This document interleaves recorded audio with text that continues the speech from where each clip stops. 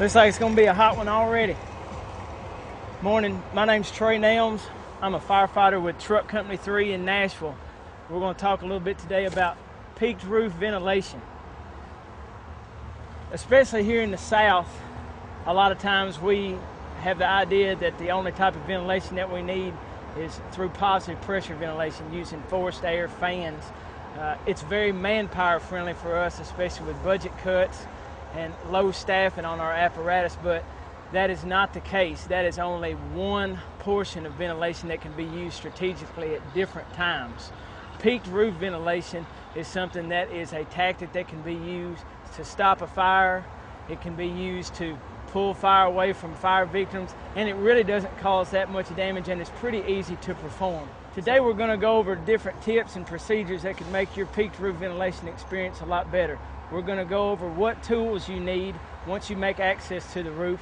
We're going to go over the type of cuts that you need to make and what order that they need to be made in as well. And then we're also going to cover about getting up here and getting off the roof as quick as you can. As you can see, we just deployed a roof ladder, so it's going to give us two things. Number one, it's going to distribute our weight better across this roof, and it's going to give us a stable working platform for us to work from and to have our tools on. The reason that we're up here performing peak roof ventilation is two things. We've either got a attic fire or a top floor fire. So the fire is right underneath us. So we want to make sure that we have something that's going to carry our weight along with tools and give us something that's stable and sturdy to work from. Next, you'd get some type of hook pole or plaster hook, some kind of device such as this. This one is a shorter version of plaster hook. What I would recommend if you're going to the roof, you would want to take at least a 6-foot hook, because when you're opening up the roof, you want to have enough reach to where you don't have to put your body over the ventilation hole. Plus, you're going to have that extra length for once you go to punch the ceiling out down below, the drywall, the insulation, all that stuff that gets in the way. You want to have enough length to be able to go down and take that stuff out. So you'll come up with your hook and you'll stage it on one of the rungs of the ladders. Next, we're going to talk about the Halligan tool. We'll normally use it for forcible entry, but here we're going to use it to work from the ladder. Once we get this tool up here, we're going to use it, put it into the roof, and it's going to give us a place to put our foot on whichever side we're coming off the ladder. Next, we have our chainsaw, and you see here we have one that is a vent saw that's particularly designed for ventilation. It has a depth gauge and guard that can be adjusted for whatever depth your roof is going to be, or rafters or different things like that. So that's what this is used for. Of course, you can use a normal saw if need be. This is what we're going to use to make the cuts. All right, remember, when we get up there to make our cuts with the saws, we're going to make our cuts and then get down quick. We don't want to stay and hang out up on the roof. We're going to talk now a little bit about making the proper cuts. There are a few things that are dictated by the fire conditions and weather that you need to be aware of first.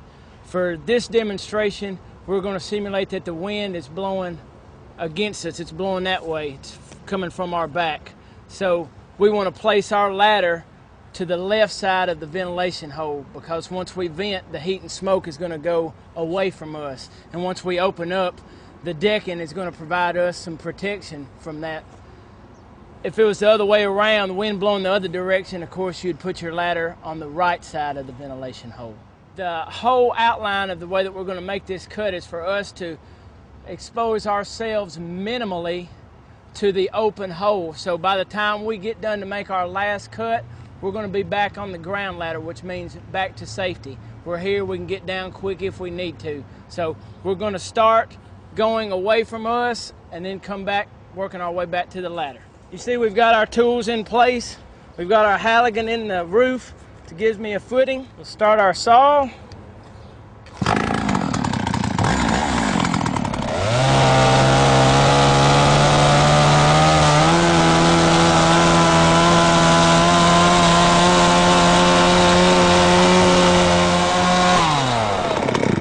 That's our first cut. As you can see, we worked away from the ladder, going back over the fire. Cut 2 is going to come through, and it's going to be a cross angle cut. It's going to do two things. Number one, it's going to be an inspection hole for us to make sure we're in the right spot. If we do it right, or we're in the right spot, we should have a pretty good bit of smoke and fire coming out of that hole. Second thing it's going to do, it's going to give us a place for us to use our hook pole to grab to open this thing up when we louver it.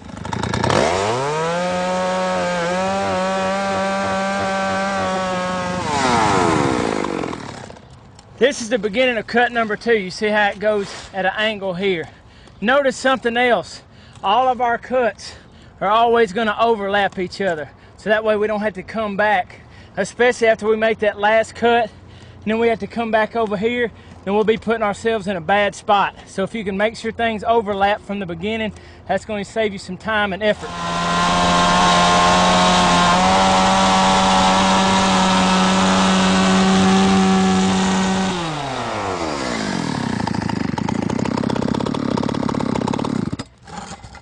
You see, with cut number 3, we've gone all the way down. The rule of thumb for residential is a 4x4 hole, and for a commercial it's a 6x6.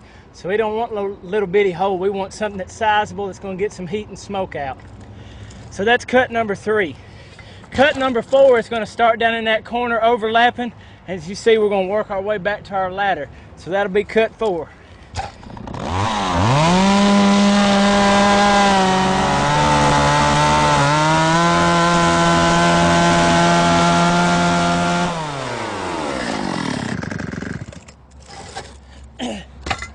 And now last but certainly not least, we're ready for our 5th cut and final cut.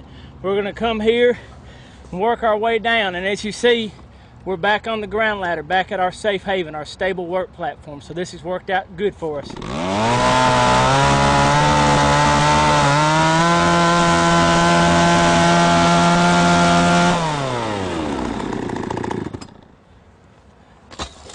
Make sure you're in a safe area, the wind's blowing away from us, and you just slide up with your hook, go to our inspection hole, and then louver it up.